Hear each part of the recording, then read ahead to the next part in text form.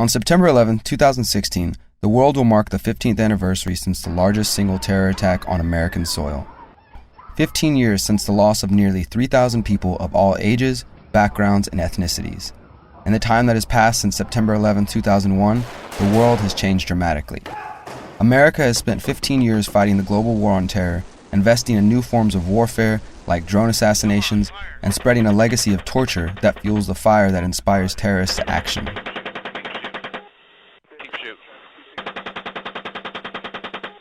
Also in those 15 years, the federal government has grown immensely.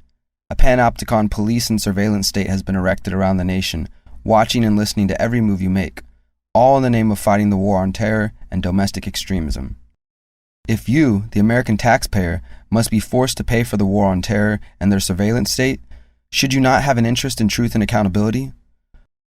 What if Americans have given up their freedoms and sacrificed the idea of privacy and the name of safety based on a lie? What if the war on terror was not about avenging 9/11, but rather a ploy to spread American hegemony? What if the official story of 9/11 is a lie? For the last 15 years, people from all over the world have come to New York City to rally, protest, and challenge the official government version of events regarding the 9/11 attacks. And if you hear this shouting, it's a group of demonstrators who've come.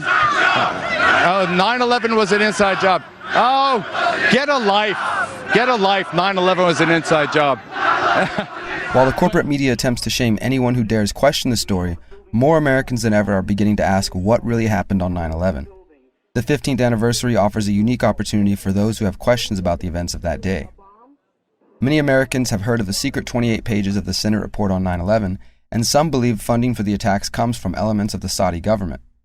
Within the 9/11 truth community, there are some who believe the Saudis are simply patsies, covering for the involvement of other nations including Israel, Pakistan, and the U.S. government itself.